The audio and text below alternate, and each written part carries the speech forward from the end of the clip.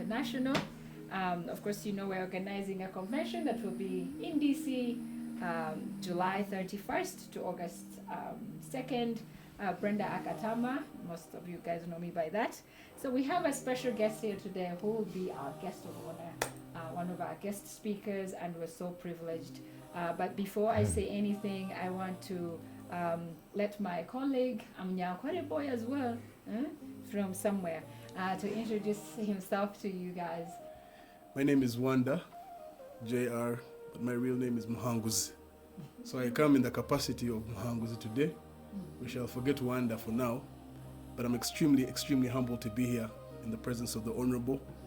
I've had a chat with him a few times online, but it's my absolute pleasure to be here, sir, and to hear from you and to learn more like a fly on the wall. So really, this is extremely humbling. Thank you, sir. Yes, Muhanguzi, so now, without wasting much of our time, I would like to introduce to you one of our guest speakers, our very, very dear Sir Elly Karuhanga, who is the founding partner of Kampala Associated Advocates, Counsel General of the Seychelles in Uganda, member of the Constituency Assembly, who was one of the people that wrote the 1995 Constitution main document that will still stand on as the country. Member of Parliament, of course, for Nyabushozi. That was from 1989 to 2001. He is the head of the private sector in Uganda. He's a farmer, of course, rooted in culture. If you see culture, you see his name. And he's our elder in our Ankole community, or as in Uganda as well. So, Honorable Elly Karuhanga, I would like to welcome you. Thank you, Brenda. And thank you, everyone. Thank you, Wanda. Thank you, Carol. Thank you, all of you who are here. It's a pleasure for me to address the Banyankore Kweterana community in the United States of America.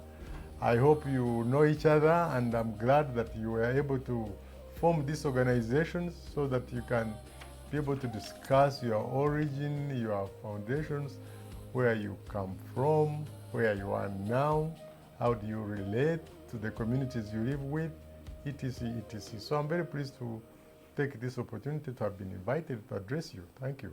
Now, as you know, Ankole, its heritage, its history is rooted in western part of Uganda, western and southern part of Uganda. It is a very interesting geographical area with amazing geographical features.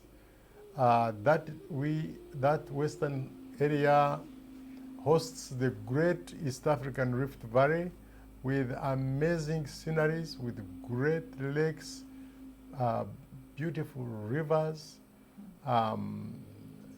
ecologically interesting, with big, huge forests that stretch over into the Congo Basin. And the western Uganda is a pristine area where, as you all know, who are listening to me, since you come from that area, is a tourist destination of a dream. Secondly, the people who occupy that part of Uganda are a significant lot of people. They comprise a big population of the country, and they are sitting on incredible wealth. They have discovered minerals, oil and gas. They have a heritage of incredible minerals, forests, cattle. They are the producers of food for the country. The staple diet called the matoke, the bananas, are all coming from there. And I am very privileged to address you. Very happy to discuss a subject very close to my heart. The tradition, the kingdom, the arrangements, the past and the future is well known to me. Mm-hmm. I have been a big enthusiast of understanding where we come from. Mm-hmm. traditionally the kingdom of Ankole was part of the other kingdoms of Buganda, of Toro, of Bunyoro. But before that, we had the kingdom of the Bashongola, we had the kingdom of the Banyigara, people from Igara, we had the kingdom of the Bahweju, people from Buhweju, people from Rukunjiri, Mporo, and we had the kingdom of Ankole. So in 1902, there was a signing of the Ankole Agreement in 1900, and the Ankole Agreement, the British decided that they should just recognize only one kingdom who had signed to be ruled by the British. And so they decided to attack the other kingdoms who had refused to sign. In fact, they had not even refused, they had not even been approached, but they decided that they would not accept because they knew that the king of Buhweju was big-headed and the king of Igara was also big-headed.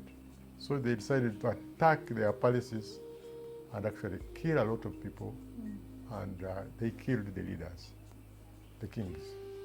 And one of the people they killed of Igara happens to be my great-grandfather.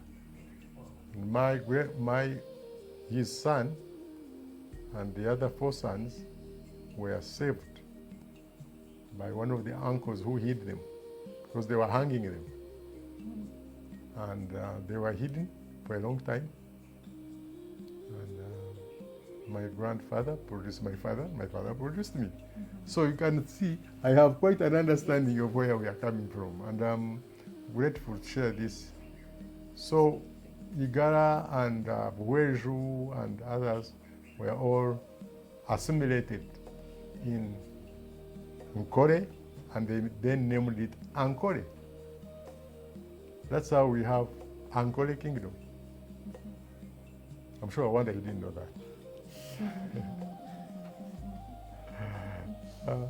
So we had Omugabe, who carried the long symbol of power and brought unity among the Banyankore.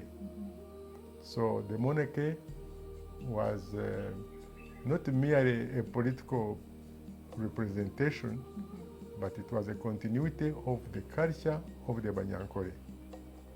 And it carried the spiritual legitimacy of our people. And it also became the identity of the Banyankore.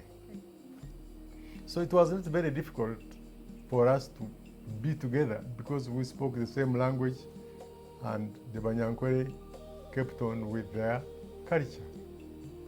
Now, as you know, the Banyankore had 2 professions: the pastoralist cattle population and the agriculturalist population. The cattle became an institution for the cattle keepers. I don't know where the Ankole cow came from, but it is said that it was brought by the Bachwezi. I also don't know where the Bachwezi came from, but legend has it that they came from heaven and fell down in Ankole with their cow. Just like that. Yes. Of course, the other people who have tried to study the history of the movement of the African people trace these people from the Middle East, somewhere either in Iraq or coming across to Abyssinia and Egypt and the whole lot of those pastoral tribes and Yemen.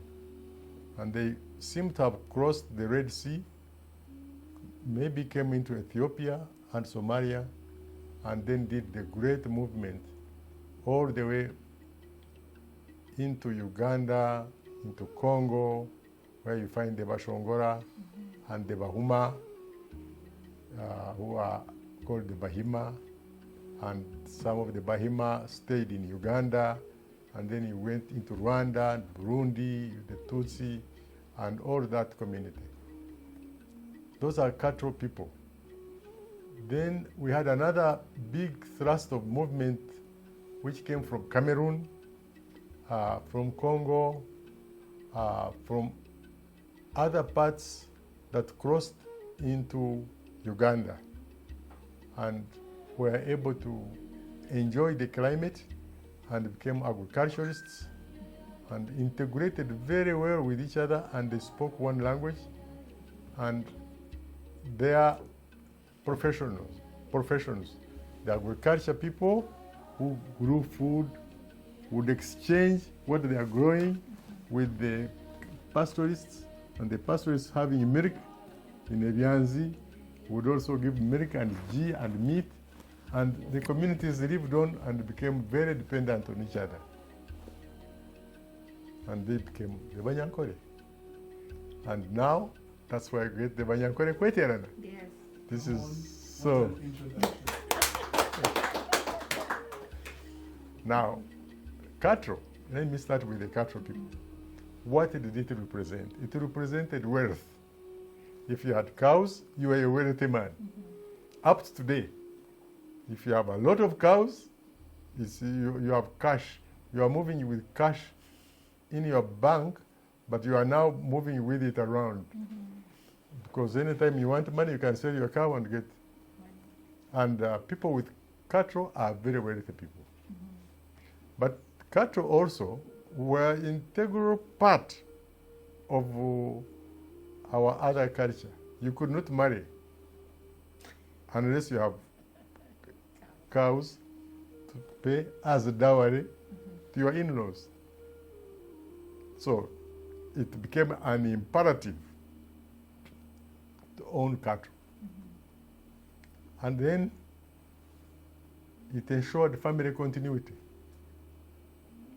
It was also a social status, because if you have a lot of cows, when you enter a place, a wedding, a church, a ceremony, an occasion, everybody says, "Ah, he has come," because the cows speak for you. It was, as I like to say, it was a diplomat. It gave you a diplomatic license to operate. Because if somebody had a calamity or bad time and comes to you, you give him a cow and you lift his day. And it establishes relationship between not only you and that person whom you have given a cow, but it establishes a relationship between your family and his family. It also, because we are a clan system, it is spread around from your clan to his clan. And so clan members, your clan members, become so happy with the other clan members, and vice versa. So this established a diplomatic embassy between each families. And that's how they got into marriages and all that. And then it was a sense of food security, because the cow gave you milk every day, morning and evening. And you could live without any other food because milk was sufficient. And it could also give you meat. And the milk could be transformed into ghee. And then ghee could make a shabwe. Wanda, do you know what a shabwe is? He probably does. I'm sure you know. It's your favorite. Yeah. That's right. So it became a food security. And if you wanted to eat kalo, millet, you would get some of the money you have got from your G and go and buy millet from the other Munyankore. Or you give them G and then you butter. So they get what you have and you get what they give you what you don't have. So it became a great sense of also unity through this exchange of food security. But what the Ankole cow did was it was an expression of not just prestige, but it was also an expression of beauty, because the Ankole cow looks very majestically beautiful. You know, I cannot tell you this story, and I have to say it again and again to many people who visit me. I went with a group of foreigners, Europeans from France, and they wanted to come to my home and visit me and be with my people. On my way to my house, we met my cows. They told me to stop immediately. They shouted, "Stop, stop." I stopped. They said, "What's that?" I said, "These are Ankore cows." They all jumped out of the cars with their cameras. They took pictures. Then one of the ladies, elderly lady, decided that for her, she's not going to move until she left the road, crossed the road, jumped over the embankment, went straight where the cows were in the center of the cows, and was taking pictures. And when she came back, she said, "I have to go back again." But it was getting late. So it is not only a prestigious thing, but it's so beautiful.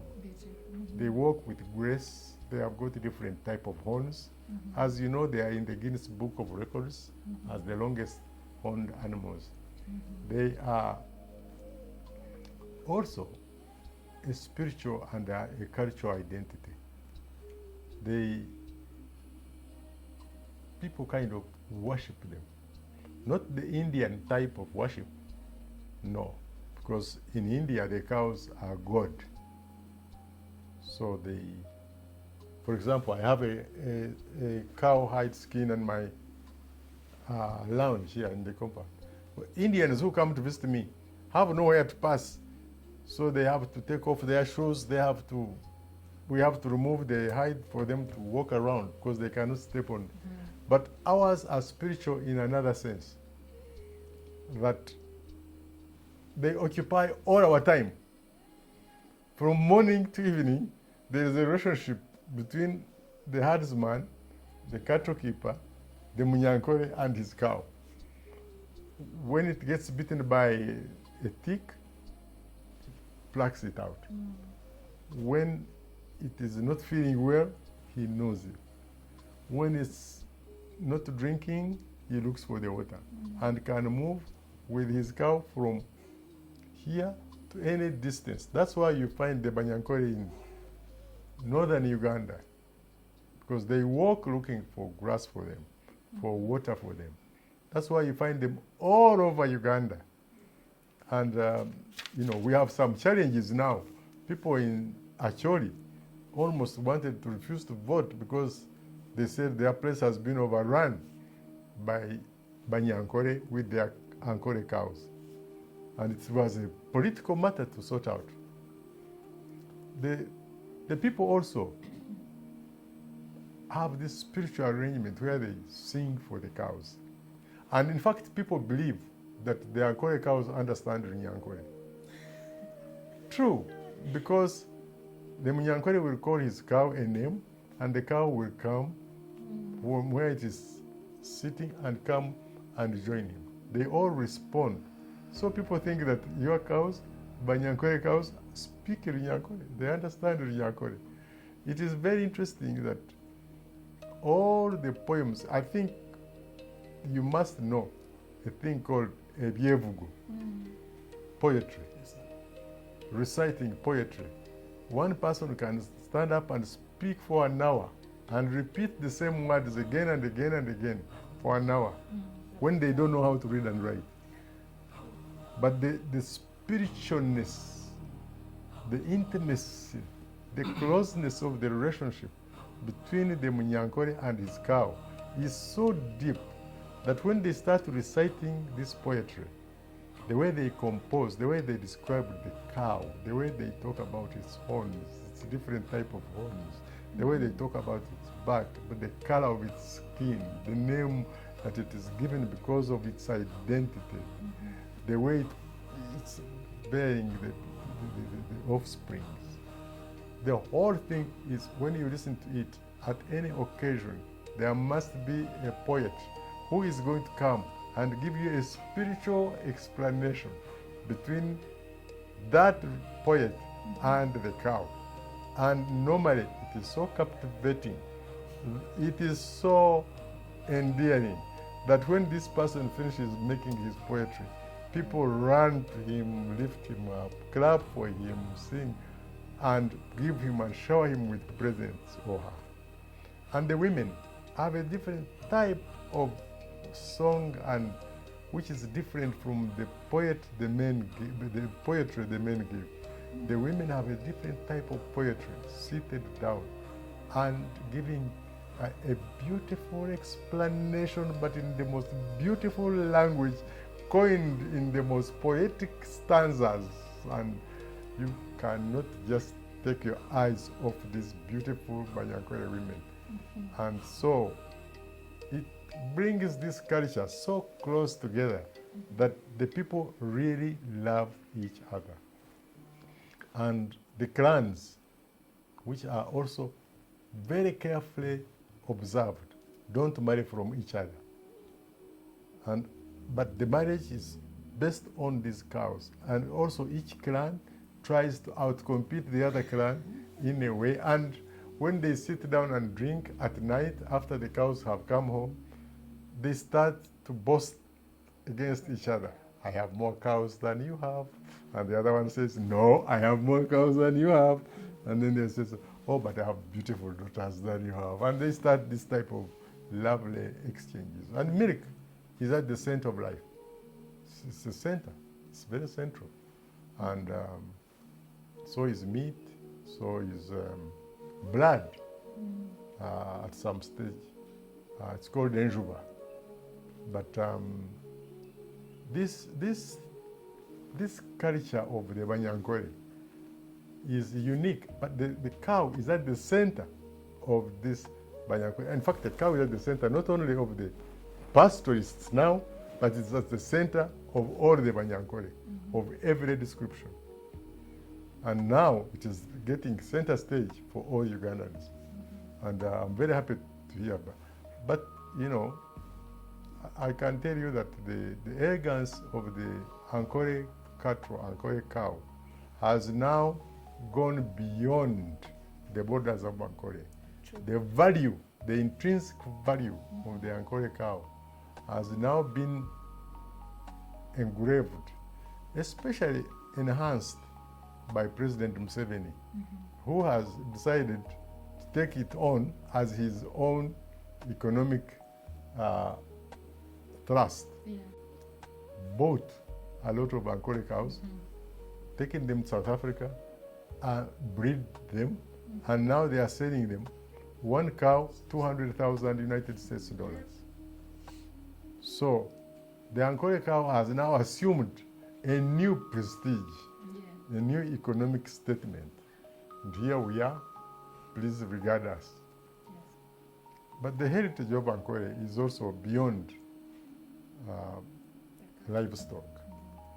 It includes a clan system, which I talked about, and kinship. The oral history and storytelling of the Banyankore, the traditional music and dance of the Banyankore, the respect for elders and leadership. The Banyankore young child is disciplined, knows their place. Their sense of belonging and self-worth is something that the Munyankore takorechi. The Munyankore does not do this. Wachumura, they have words which are not translatable. Wachumura, you have done something which is abominable, but they have one word for it. Washoborocherwa. One word which means you have understood everything. They teach children the language and they teach them proverbs. The Banyankore language is so rich. The proverbs are probably more than what you can bet for. Such a oneness of identity that when a Munyankore does not speak but looks at you, if the mother looks at the daughter, she doesn't have to speak. the daughter knows immediately what the mother is saying. There is a relationship among the Banyankore that doesn't have to be the mother. Any elder can look at this girl and she knows that she's sitting badly without being told. And I think the etiquette of the Banyankore is something that we can sell. And people say if you marry a Banyankore woman, you have hit gold. Because the upbringing, the attention is something we can sell and we can be paid for it. So you guys who are now living in the United States, please, you have a duty to be proud of where you come from, because it is not yesterday. The Banyankore go back in centuries. We are not a colonial creation. We are a creation of centuries and centuries and centuries. And we have developed a beautiful language. And the people of Western Uganda in general who are here must know that we share this experience with you. That's why in Western Uganda, you don't need an interpreter when you are speaking. You can speak, and the Mutoro, the Munyoro, the Muchiga, the Munyarwanda will hear you. So these kingdoms played a very unifying role, and although, of course, there were skirmishes of war in the past, but these wars were really local and not. So Bunyoro, of course, as you know, at one time covered the whole leadership up to Tanzania and took over Rwanda and all that place. But be that as it may, I think our Banyankore Kweterana Association, whatever group you call yourself, is so necessary now. And necessary now, why? Because of the peace we have now got and enjoyed. For 40 years now, there has been no skirmishes of war in Uganda. Whether you like it or not, whether you support that position or not, whether that is the reason you went into where you are now. Like me, I was away from my country, I had run away, and I thought I would never go back to my country. But I finally came back home, and I'm grateful about the peace that we have been able to build. And the country now we call our own. The dignity we have brought our people. And all this, I want to tell you, was this Banyankore are a big portion of our country. And they are educated, and they have resources, and they are hardworking, and they don't sleep, they work. I was looking at somebody who makes this millet, to put it here. I calculated 25 jobs the Banyankore must do before you eat the millet. This is not a small job. These people, these Banyankore are incredible people. I don't know whether you know the word Wanda, the word okusa. Brenda, do you know okusa? Yeah. Oburo? Yeah? How you get the flour? Exactly. Yeah. To get from planting it, from preparing it, from to the level when you eat, there are 25 jobs. These are very hard-working people. Yeah. To look after cows, you wake up in the morning at 4 a.m., you milk the cows, you put fireplace, you go, after milking, you graze the cows, you provide for water, you make water, you get the water from the well, you dig the well, the water is not, you dig the well, the water comes in the rain season, you bring the water, you put it in the trough, you bring the cows, you drink, you go back, you graze them, you bring them home, you milk them at night, you make sure that you build an enclosure for them so they are not eaten by predators. You protect them, you put fireplace for them so they can be warm.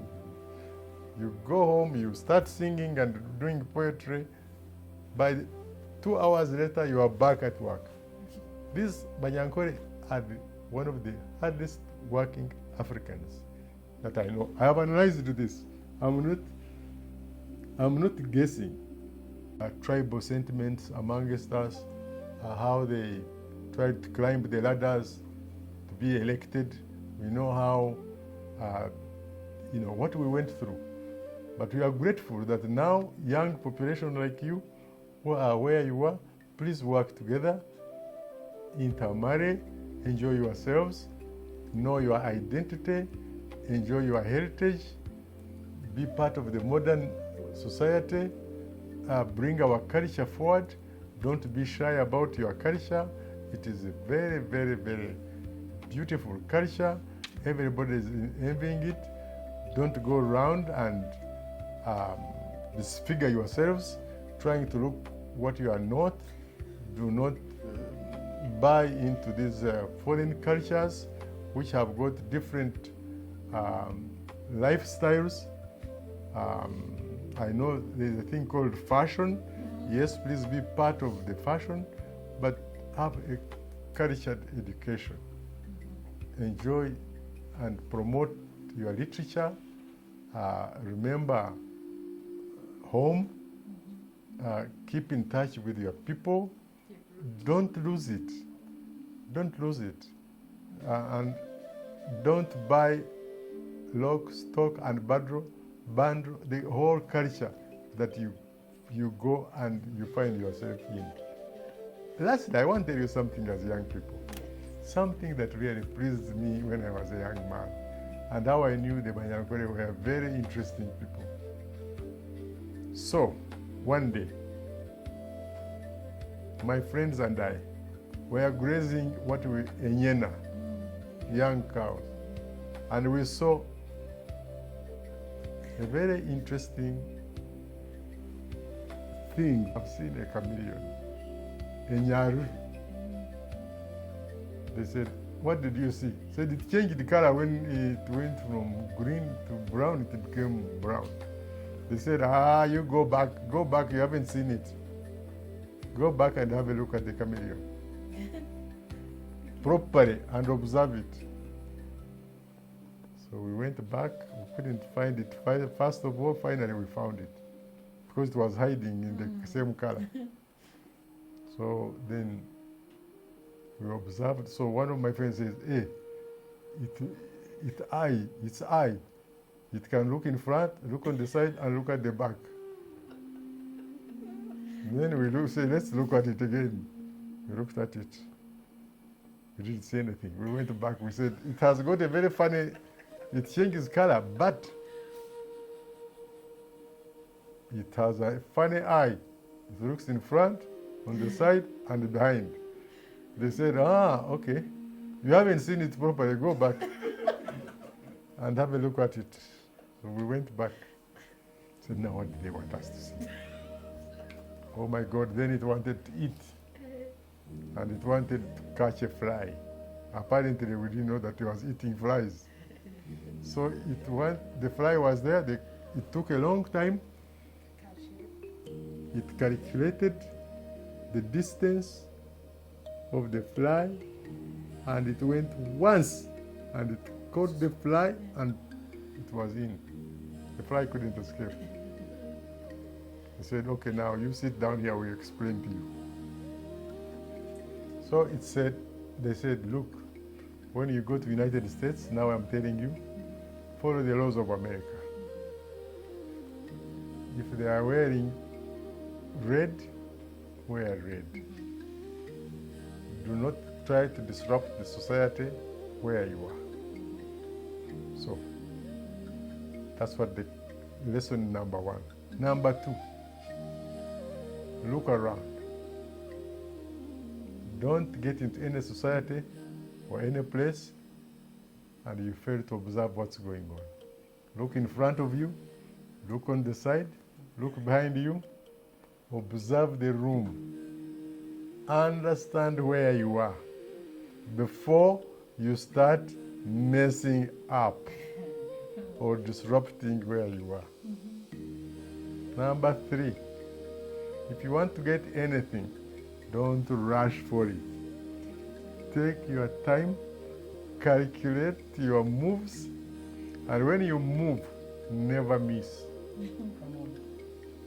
So you, Banyankore child, listening to Banyankore elder, please go and study the chameleon. So lesson number 1, the Banyankore give you when you are growing up. And this way, you will be able to manage society and manage your own affairs. I think it's just parting shots. I think. Yes, yes. Where is that? Okay. You know how we feel. I think anybody who's watching this, who'll watch this, anybody who is in my room with me right now, in the room with me, will say, Yebare, Yebare Munonga. Kazari. Yes. Thank you. Kazari, okay, yes. Kazari means have a child if you have a good one. Oh boy. That's how a Banyankore would always Yes. wish Yes. a young person. Yes, so we are so grateful, we are so honored, and to you all, yes, to you all Banyankore out there, you've just heard the ending remarks from our elder, Mr. Elly Karuhanga. Take your time like the chameleon, and we'll forever try to honor your legacy as well as your bazukuru. But just know you are at the closest to our heart. So it's the first time I'm meeting you physically. Oh, thank you. Talking about the cultural significance of being from the Ankole heritage, the historical importance of some of the things that you're showcasing here on the table. It's amazing how you emphasized the aesthetic of this interview. It was not starting until we saw some of the great landmarks. So it's incredibly humbling to have been a part of this, and I'm pretty sure it will be a blessing to. That's how I drink my tea. Kweterana. Can you open it? There we go. Hey, this is for tea, yeah? Uh-huh. Wow. That's for Nyineka. You know? Yeah, Nyineka, you know what Nyineka is? The head of the family. Yes, sir. Uh-huh. Please, this is for the Nyinekas. But you see behind there is a cow. Yes, There we go. And at the front as well. Right. There's some books here as well. Kwegamba, there's too And much. Here is a chanzi. A Chanzi. Do you know what a chanzi is? Yes, sir. Right. And some books here as well. Are these out yet? Not yet? No, not yet out. Not yet. Yeah. Limited edition. Right. Yes. For the Bazukulu, especially, I think these are designed for the Bazukulu. I don't know if these are for the Caddises. But anyway, we thank you. We didn't get a chance to actually get the names of the cows in the calendar, but I think we should do it next time. I can show you the. You Can you show him the? Yeah. Each cow has a different color, and every color has a name. So what I wanted was Brenda to read these names for you. So the first one, I will say the name, and then Uncle can, whenever we can talk about it. We have Sina. Yeah. See, now it's also explained there. Oh, it's all the way at the bottom. Okay, let me just say that. Yeah, so Sina, and then I won't be able to see it. Then Nebugondo. Nebugondo is the second one here with With the dotted. with the dots. Yes, and then we have Chirezi. Chirezi, I think this is the most important part in the forehead. Right, Uncle? Yes. Chirezi. Then Twine Varasi. Varasi has spots on the nose. Somewhere else. And the haminwa and on the lips. Then Ihinda. Ihinda has that distinct feature on the face. And then you can see it goes all the way like to the neck and the tummy.